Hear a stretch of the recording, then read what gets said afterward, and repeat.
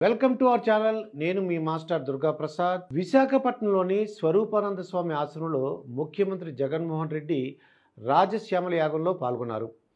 స్వరూపానంద సరస్వతి స్వామి ఆధ్వర్యంలో యాగం జరిగింది. ఇదివరలో కూడా జగన్మోహన్ రెడ్డి ఎన్నికల ముందు ఇక్కడే ఈ యాగానం చేసిన సంగతి మనందరికీ తెలిసిందే. 2019 ఎన్నికలలో ఆయన ఘన విజయం సాధించి అధికారంలోకి వచ్చారు. ఇదివరలో కేసీఆర్ కూడా ఈ స్వామి సమక్షంలోనే యాగాన్ని చేశారు. ఈ రాజశ్యామల యాగం అంటే ఏమిటి అని చాలామందికి తెలీదు. యాగాన్ని గురించి వివరాలు తెలుసుకుందాం.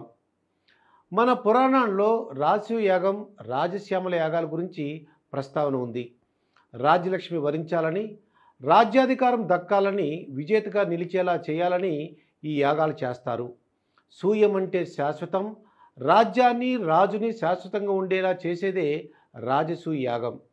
ప్రారంభించిన కార్యంలో విజయం అందుకోవాలి, శత్రువులు క్షీణించాలి, సార్వభౌమాధికారం సిద్ధించాలి, రాజ్యాధికారం శాశ్వతంగా ఉండాలని రాజశ్యామల యాగం చేస్తారు.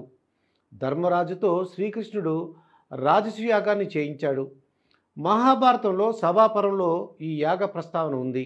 శత్రు నాశనాన్ని, కీర్తిని, విజయాన్ని సిద్ధింపచేస్తుంది కాబట్టి తప్పక ఈ యాగాన్ని చేయాలని శ్రీకృష్ణుడు ధర్మరాజుకు సూచించాడు. అయితే రాజసూయ యాగం చేయడం చాలా పెద్ద క్రతువు. అది నిర్వహించడం అంత సాధ్యం కాదు. అందుకే దానికి ప్రతిగా రాజశ్యామల యాగాన్ని ద్వారా విజయం సిద్ధించేలా చేయమని శ్యామలాదేవిని ప్రసన్నం చేసుకుంటారు. ఈ యాగాన్ని ఏడాది కాలం చేయొచ్చు, లేదా మండలం రోజులు అంటే 41 లేదా 21, వీలుంటే 16 రోజులు, లేకపోతే 3 రోజులు కూడా చేస్తారు. మహాభారతంలో ధర్మరాజుతో శ్రీకృష్ణుడు చేయించిన రాజసూయ యాగం, రాజశ్యామల యాగం ఒకటేనా అంటే ఈ రెండు యాగాలు ఒకటే కాకపోయినా వాటి వెనుకున్న ఆంతర్యం, పరమార్థం మాత్రం ఒకటే. ప్రారంభించిన కార్యంలో విజయం అందుకోవాలి, శత్రువులు క్షీణించాలి, సార్వభౌమాధికారం సిద్ధించాలి, రాజ్యాధికారం శాశ్వతంగా ఉండాలని రాజశ్యామల యాగం ద్వారా శ్యామలాదేవిని ప్రసన్నం చేసుకుంటారు. తెలంగాణ మాజీ ముఖ్యమంత్రి కేసీఆర్ కూడా ఎన్నికల ముందు 2013, 2014, 2019, 2023 అసెంబ్లీ ఎన్నికల సమయంలోనూ రాజశ్యామల యాగాన్ని చేశారు. తర్వాత కూడా తరచూ హోమాలు, యాగాలు చేస్తూ రాష్ట్ర క్షేమం, ప్రజా సంక్షేమం కోసమే యాగాలు చేస్తున్నట్లు చెప్పేవారు.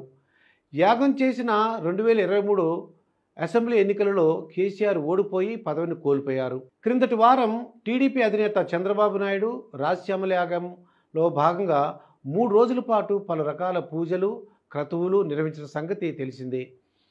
పూజా కార్యక్రమాలు, యాగ క్రతువులు చంద్రబాబు నాయుడు, భువనేశ్వరి పాల్గొన్నారు. 50 మంది పండితులతో యాగ నిర్వహణలో పాల్గొన్నారు.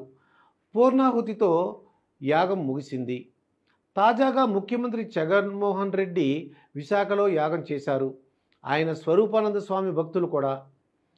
తెలుగు రాష్ట్రాల నాయకులు ఇలా ఎన్నికల ముందు యాగాలు చేయడం ప్రజలందరి దృష్టిని ఆకర్షిస్తోంది. అభివృద్ధి పనులు చేసి మంచి పరిపాలన అందించి ప్రజల ముందుకు రావాల్సిన నాయకులు యాగాలు చేసి తామే ముఖ్యమంత్రులమవుతామని భావించడం ప్రజలు గమనిస్తున్నారు. యాగం చేసిన వారందరికీ పదవి రాదు. మరి అమ్మ ఎవరిని కరుణిస్తుందో చూడాలి మరి.